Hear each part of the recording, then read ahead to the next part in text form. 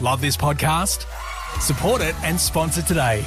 Simply head to ozcastnetwork.com for details.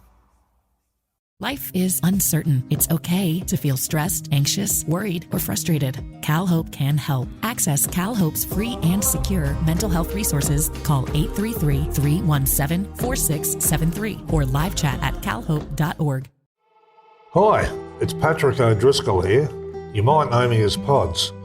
I'd like to welcome you to the Adelaide Hills Farmcast. It's the podcast we produce for the love of farming right throughout the Adelaide Hills region. And now, I'll hand over to Adelaide Hills Farm Services' very own Belle Baker. Over to you, Belle.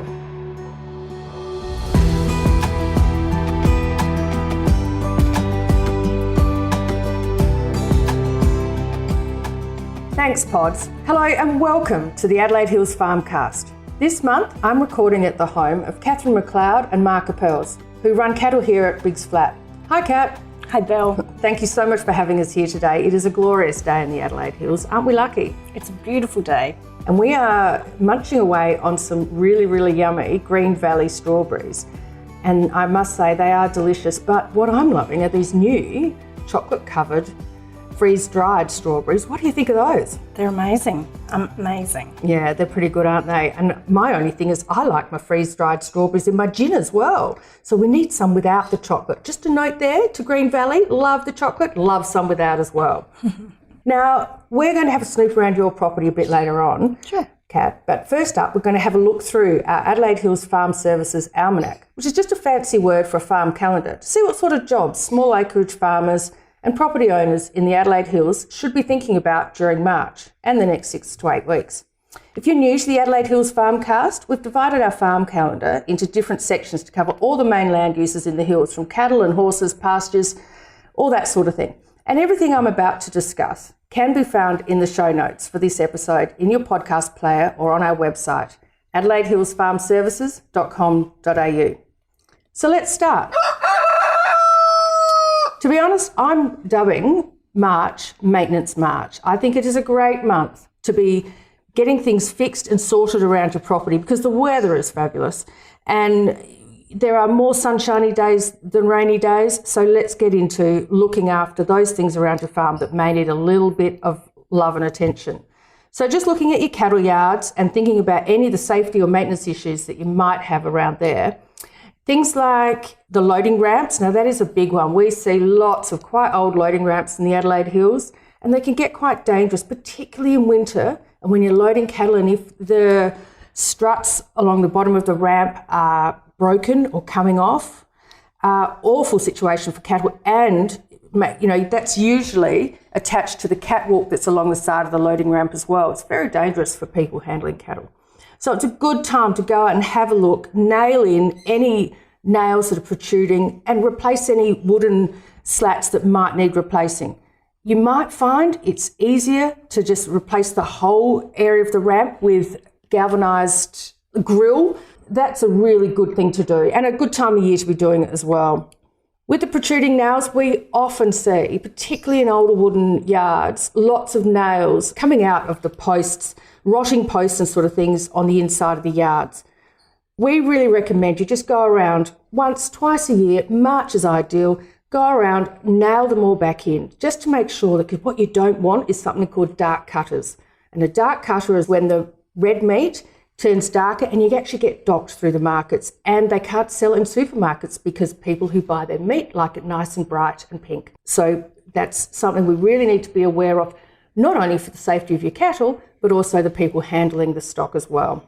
And so it's not only rusting nails or protruding nails, but also bits of metal or steel fences or gates in your cattle yards. Then sometimes those things need filing back or welding. Welding's the word I'm looking for. Welding up, you might need some rails replaced, etc. It's a really good time to do it. Gate latches. Don't talk to me about gate latches. What I don't want to see is anything tied up with rope. Oops. Yes, Catherine, I'm looking at you. We're working on it though, aren't we? We are. So gate latches, particularly in cattle yards, you really want them to shut when you want them to shut, because it is, again, a safety issue when you're working with stock. So give them a good clean up and remove any debris that's built up. so that you get a good closure, and give it a bit of love with a spray of oil or a lubricant like WD-40. Cool. Now, one of the things, you can't get around it, cattle produce muck, mud and poo. Well, okay, so they only produce the poo, but the mud and the muck come with cattle. It's a safety issue. You really need to be cleaning that out before winter, because last thing you want to be doing is sliding around in the yards when you're trying to work with your cattle. But we find that a lot of that mud and muck and poo piles up in areas of the yards that you don't use very often, because then it's not in the main track that you use. And of course, when it rains, it prevents drainage of your yards. So look, it is a really good idea to clear around the outside of your yards, whippersnip the areas that you can get into, spray down the weeds, and really dig out that mud and muck. Would you put it on your garden? I'm worried about the seed burden in the muck. Probably not. Yeah, but do put it somewhere fairly way away from your yards. Haven't I got a lot to do? Well, that's all right. Look, and March, you've got time. I've got a little bit of inside knowledge here that there is something happening on for Catherine and Mark here that may alleviate some of those problems, but we'll talk about that a bit later on. Mm-hmm. The last thing I really want to talk about with cattle is looking at truck access. So before it gets really wet and rainy and you have struggled to get access, it's a really good idea to look at how trucks pull into your cattle yards and the loading ramp. Now, the local bylaws or council laws, all that legal small print stuff says that when a truck pulls into your yards, it has to be fully off the road. And that's a fairly normal safety thing if you think about it anyway. So, but that area really would probably, if there's big potholes or trucks are likely to get bogged in the middle of winter, it's a really good idea to get some earthworks in. We've recently used some big river stones on an area, and I'm probably got some photos in the show notes about that, but just a nice big rocks that actually the water can flow through is a good idea. But there's also some people would say do use smaller limestone rocks that can actually be compressed quite well. Potty's made a really big note here for me. Check overhead power lines. Mm-hmm. That is, particularly in areas of the Adelaide Hills, we see quite low-lying, slack, if you like, power lines. That is the last thing you want to be doing, is backing trucks into and around power lines. The next thing I wanted to talk about was sheep. Now, there's a variety of sheep here in the Adelaide Hills, and look, mostly they are, we see odd numbers of Dorpers and bits and pieces, but people do have other crossbreds and merinos, etc. around here anyway. We recommend you do a pre-lambing vaccination if you've got April and May drop lambs about to happen. So there are a couple of varieties, but mainly the Glandvac 6 provides sheep and goats with protection against cheesy gland and the 5 main cholesterol diseases: black disease, black leg, malignant edema, pulpy kidney and tetanus. Please forgive my pronunciation. What we generally recommend is that you do this vaccination 4 to 6 weeks prior to lambing. And the reason for that is you don't want to be handling heavy in-lamb ewes. It is a risk, it's a stress to them, but there's always that chance that they can trip or be damaged in the yards, and you just don't want that. So you really want to leave your ewes in the paddock when they've got 4 weeks prior to lambing. We would also suggest that once you've done your vaccination, you put out a calcium and magnesium supplement in the paddock so that ewes can get the benefit of that before they start lactating.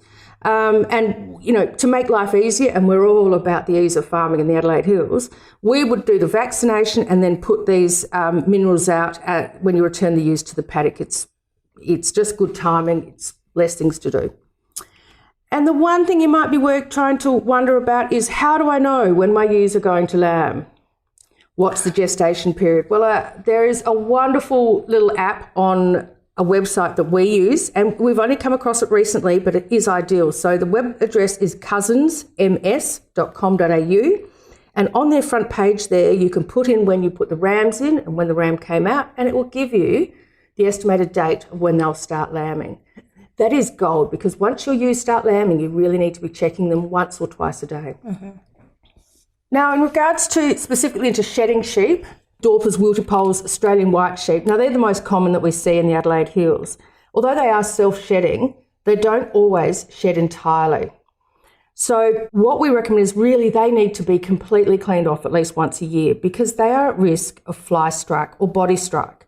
Now, generally people say that fly strike really only happens in other breeds like Merino, but they do happen in self-shedding sheep because of the type. It's to do with the follicle width, and they've got a hair, it's just wider. It is a fallacy to say that because they self-shed that you don't need to worry about fly strike. That is, we see it way too much in the Adelaide Hills.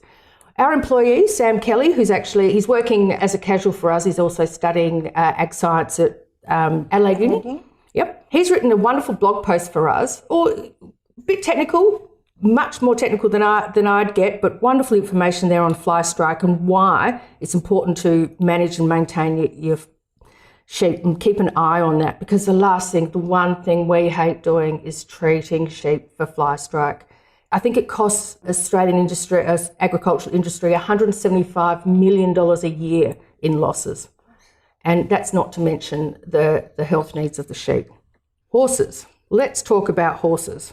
Now, horses, I would say, are a fairly high maintenance animal to have around the place. We love them dearly, but you're always doing something with horses, whether you're putting rugs on, taking them off, giving them different kinds of feed or getting them to the physio. It blows my mind. But in March, the big thing is bott flies. Now, the adult female bott fly has a life cycle of 1 week. So she's got 1 week to get pretty busy. And all she does is lay eggs on horses, generally around the legs, neck and shoulder. That's no big deal until the horse actually gets irritated, starts to lick it off, and then the horse gets quite sick, with ulcers and things in the mouth. And then if they do digest them properly, they can get terrible gut ache. There is a lot of information out there about bott flies. What you need to be doing is looking at your horses every day and using a bott knife and getting rid of those eggs that have landed on your horse. Most people are aware of this, but, sometimes we need to be reminded that you're coming into bott fly season, if you like. And, if you don't go out there and see your horses every day, it just might be time to do that. The other thing to keep in mind, of course, to reduce the likelihood of bott flies in and around your horses is to keep the yards clean and tidy. Remove all the poo and keep the mud and muck, etc., to a minimal, as you would, to keep down the likelihood of flies and things. Fly spray doesn't work. Go on, try it. I would, because that'd be my first thing. But you really, to be honest, the best way to do it if you get bott flies is to physically remove them. Pastures. Now, where's Pods when you need him? Because pastures are his thing. He dreams about this stuff. And for the March episode, the number one thing he told me was soil test, soil test, soil test. He is all about that whole prior planning thing. It's a really good idea. If you haven't done a soil test in the last couple of years on your property, it is really worthwhile doing, particularly if you're looking at making a phone call, going 1-800-PODS, hey, I want to renovate my pastures now. And he goes, oh, gee whiz, have you done a soil test? And it's going to slow the whole process down, and you're going to go down to Pods's slow and calculated way of managing things. So March, ideal time for soil testing, so that then whoever you talk to about putting crops in or improving your pastures can be done in a timely manner. Weed management. Gosh, where is Pods? Seriously, this is his bag. So Pods spends quite a bit of time out talking to people about weeds. I mean, seriously, I'd rather talk about my gin and my strawberries here from Green Valley, but he is into weed management. And in March, sort of February, March, ideal time to be looking at your gorse and blackberry that might be on your property. Now, gorse and blackberry is a woody weed, and it is difficult to get rid of and to try and maintain around your property. So it is not always a one-off spray and be done and it's gone, which is probably why people leave it, because they know it is difficult to get rid of. It's one of those things that needs a program to sort out. So you really need to talk to a fully qualified pest, disease and weed control spray contractor like Pods to sort out your gorse and your blackberry. It generally takes a couple of doses of spray, and then it will probably need to be removed with a front-end loader or something like that. But March, it's in flower, it's just finished the growing season, it is the ideal time to be spraying it. So there are just one or two things you can be thinking about for your property right now, and I'll be back next month with some more timely jobs to add to your to-do list. And don't forget the show notes for this episode at adelaidehillsfarmservices.com.au. Before I have a chat with Kat, Pods has been out and about and he caught up with Gordon Wood from Nutrien Livestock, and he's based at Strathalbyn. Pods caught up with him at the Newland Park Angus Bull Sale and picked his brains for some tips about what to look for when you select a bull for your mating program in the Adelaide Hills.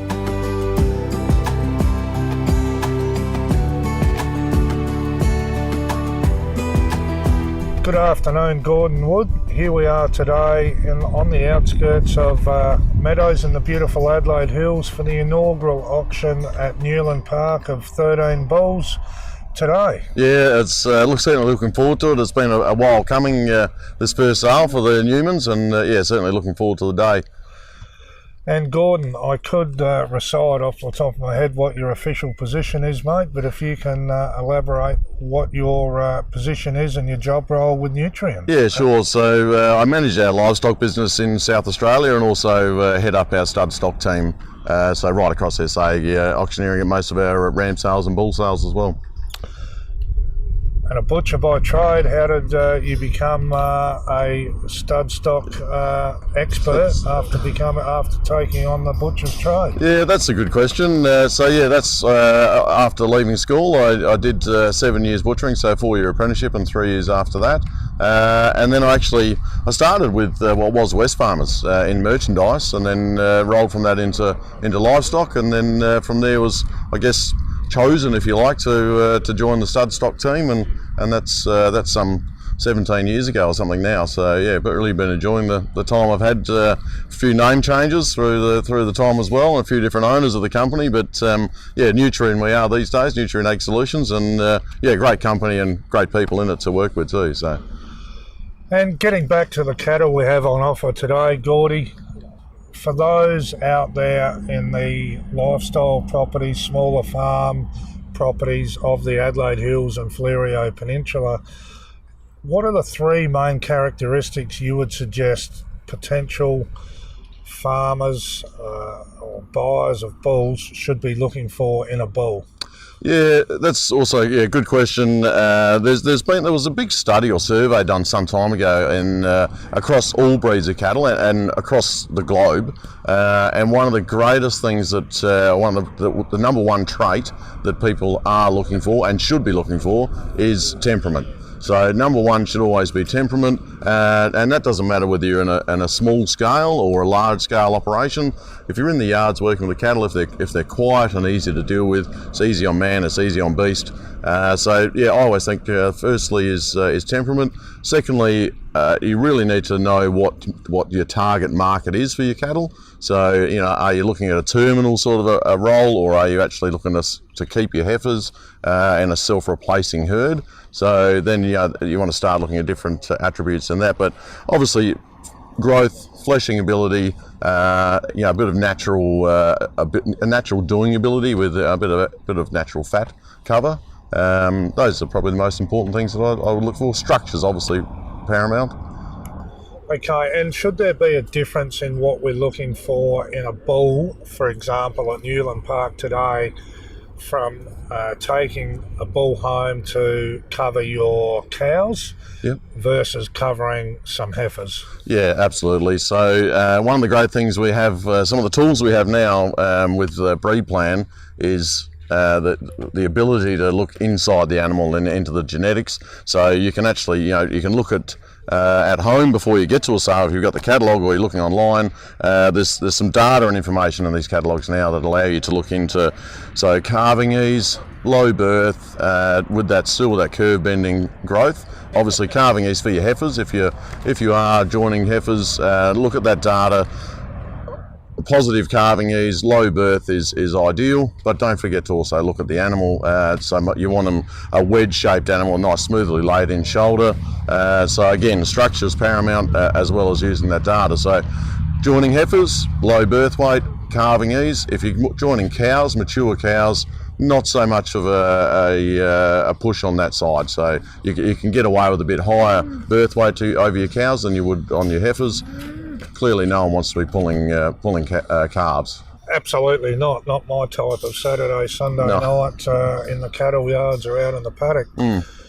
What about for people out there who may not necessarily have pure Angus cows, I should say, out in their paddock? We're obviously looking at Angus bulls today. Yep. But if they had Charolais or Murray Grey or cross breeds of cows at home, is it okay to be joining those cows to an Angus bull? Yeah, absolutely. I mean, and it can also be beneficial, in fact, that there's a thing within the industry that we call hybrid vigour. So cross breeding. So if you've got a Euro cross or a straight a straight other breed, whether it be a Hereford or whatever it is, you can certainly cross into other breeds, and yeah, certainly Angus is one of those that does it well. Yeah. Okay, and in your humble opinion, the ideal time for joining, covering, mating, call it what you like, here in the Adelaide Hills Fleurieu Peninsula? Yeah, one thing about the Adelaide Hills is that we are fortunate in the sense that quite a bit of the hills still has green pick nearly year round. So it really depends on your program and what you want to do. You could be, if you're a spring carver, obviously you aim for that 9 months prior, but you can also be an autumn calving herd in the Adelaide Hills or Fleurieu. It depends a lot on where you want to target, how early you want to turn calves off. Either spring or autumn calving works in the hills more so than it does in other areas. Okay, that's good to know.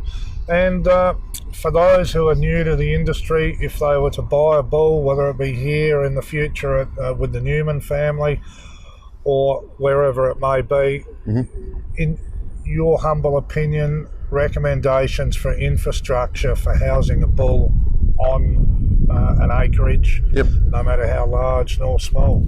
Yeah, so there's a bit more required, obviously. I mean, they are a big, strong animal. They tend to like to show their strength on occasion too. So, you need a good yards, ideally a solid crush with a good head bale on it, because obviously at times you do have to treat these guys for various things, whether it's a grass seed in the eye or a seed in the jaw or something that you may have to get them in. So really you need decent yards. They don't have to be hundreds of thousands of dollars worth of yards, but you can have reasonable yards that are strong and easy to manoeuvre cattle around in without spending the world.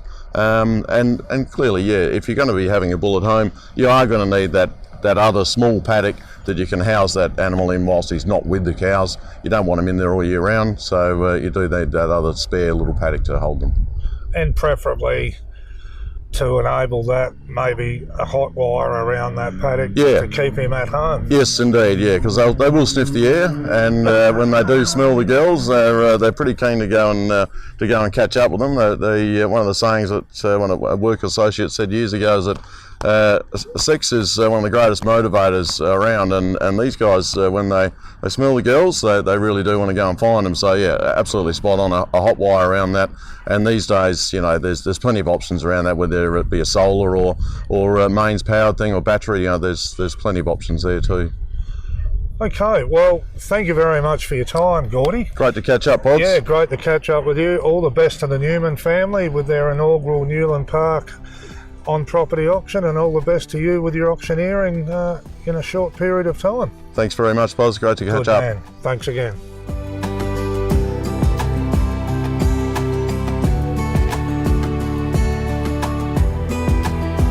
That was Pods chatting with Gordon Wood from Nutrien Ag. Thanks so much, Gordon. Hi, Kat. Thank you so much for having us today. Hi, Belle. You're very welcome. Oh, look, and we are sitting here in your beautiful property here in Biggs Flat. It's a wonderful spot, and you've got how many cattle here? We have got 11 cows. 11 cows? Well, 11 cattle. 11 cattle. Right. So we've got 4 Black Angus. Yes. We've got 4 Murray Greys. Yes. We've got 2 Scottish Highland cows, and we had a baby on Christmas Day. Go on and tell everybody what you called it. Sweet baby Jesus. Of course. Of course. He was a surprise, a big surprise. Well, now, this is where I want to lead you to here, Kat, because you have named your paddocks. Yes, we have. Beautifully. Now, tell me, how did you come up with names for your paddocks, and where exactly was Sweet Baby Jesus born? Baby Jesus was born in Rome, and we've named our paddocks. A lot of them are European cities. My husband was born in Belgium, so we've got Florence, Rome, we've got Barcelona. We also have Scotland, which is where the Scottish Highland cows first lived. We've got Sydney, Big Tree. Have a guess why it's called Big Tree. Chestnut, Truffle, Arena and Dam. And see, what I love about that is when, Pods and I or any of our workmen come on site and do some work for you, you can say, right, go to Rome and this is what I need, or this is where the cattle are in Sydney at the moment. Yep. And we need to fix the trough in Scotland. Yep. It's just a wonderful way of guiding people who come onto your property around your property. But for me, I would have named your new little surprise calf after a street in Rome. Oh, that's a good idea. Well, I think we were just too surprised that we came home on Christmas evening, Christmas night, and there he was. In fact, Mark, my husband, thought it was one of Pod's workman's jackets because you'd just done some fencing for us. Mark went over to thought it was a black jacket and went over and thought, oh my God, it's a little calf. So we were really surprised. And tell me, there's something happening in Florence at the moment, and I alluded to it a bit earlier in the Farmcast because, this is Maintenance March. It is Maintenance March, and we have to get on with our new yard. So that's something you've been helping us out with, is the design of our new yards, working out how big they need to be for the amount of cattle we have. There is a ramp there, but from what you said before in terms of being safe, getting off the road, we have to relook at that because it's a bit too close to the road. So your help has been, it's just been marvellous. So we need to get on and get that in place, which will make our life a lot easier. Yeah. And look, we've had some help from Norton, yes, helping us do that design, but also showing us, how we need to pull it back off the road. Yep. But the other thing about that too is that, what did he say the wait time was for permanent yards? It was something like 500 weeks or something nuts. Yeah. So we've gone with quite a strong version. A lot of stud stock people use it for their shows and their field days and things, and it's what's called a portable yard, but they're actually semi-permanent. They are very, very strong yards, and that's what we're going to go with for you, so that we can get something in because, your cattle do need some attention and bits and pieces done, and we need to... Well, our little baby calf needs some attention very soon. He does. He needs to be turned into a steer very soon, doesn't he? He does indeed. Pods is funny about safety in yards. He said, you know what, let's get those yards done before we go in there and tackle that calf. But tell me, Catherine, you and Mark have been here for a few years now, but it hasn't always been smooth sailing. I mean, did you just sort of go from your living in town and go, right, we're going to buy a farm and just landed here and everything's smooth sailing, has it? Oh, well, I'd like to say it was smooth sailing. It's a beautiful lifestyle, but buying a farm, I guess we had an idyllic view of how perfect it would be and how easy it would be. There's a lot to think of, and I think... Had I done a bit more research, I just would have spoken to a lot more people, had more idea of the fencing that needs to be done, what you need to be able to do everything well so that your animals, if you've got animals, are well looked after. If you want crops, so you're putting the right thing. So, yes, smooth sailing, it's just a lot of work and needing a little bit of guidance. Had we met you guys a bit earlier, it would have been quite helpful. But no, we're on the right track now. Fantastic. Now, Catherine, before we finish up, do you have any burning question you would like to ask me and test my brain matter? Anything that's happening on your farm or has happened that you've been wanting to find out about? Have you got... Before we close off, anything you want to ask me? Well, one of my questions is, how can you tell if your heifers are pregnant? Obviously, Sweet Baby Jesus was a surprise. We didn't know that we bought the heifers and she was pregnant at the time, and I would love to know. Are there any giveaway signs other than preg testing them that would actually point that out for me? Okay, so good question. There are a few signs that your heifers are pregnant, but more so the closer they get to calving, and particularly a few days out, or even just 12 hours out. Leading up to calving, you're going to notice that the teats on the heifers that's what's called springing. So you'll notice their udders will drop, and you'll start to see some milk in there. Okay. And of course they do tend to get quite fat. Yes. That's another sign, but of course it's not conclusive because here in the Adelaide Hills we've got beautiful green grass. And they're always quite fat. Yes, they are. But to be honest, just before they really start to calve, the heifers will go out off on their own. They'll remove themselves from the group. That you'll also see them tending to scratch with their feet at their teats, and they get quite uncomfortable. So they will often sit down and stand up quite a bit. Okay. And just before they really are about to calve, you'll see everything relaxes, just like for humans. You'll generally see their vulvas come out and relax a lot, and you'll see some discharge as well. Okay. You're really getting some action when the heifers are sitting down, and you sort of see, if you see a leg, because you will see they come out front legs and nose first, in an ideal world, of course. And that's where the good stuff happens. So is that helpful? That's great. Yes, it does indeed. I will be going and having a good look at their udders. Yeah. And vulvas. Wonderful. Thank you so much for having us. It's been wonderful, and we look forward to doing this again sometime. Yes, let's do it in the afternoon with a gin and a freeze-dried strawberry. Yep, beautiful. Thanks so much. Bye-bye. Thanks for listening to the Adelaide Hills Farmcast. Belle and I hope you found it helpful. You can leave comments and send questions on the show notes page for this episode, which is on our website, adelaidehillsfarmservices.com.au. Just click on Farmcast and look for the March episode.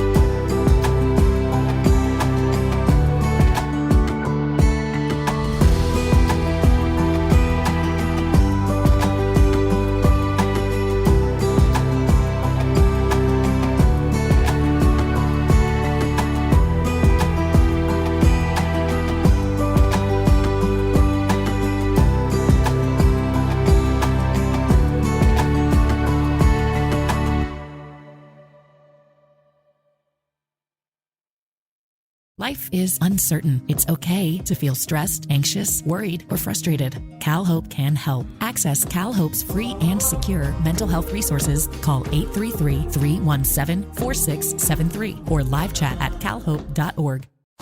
Love this podcast? Support it and sponsor today. Simply head to AuscastNetwork.com for details.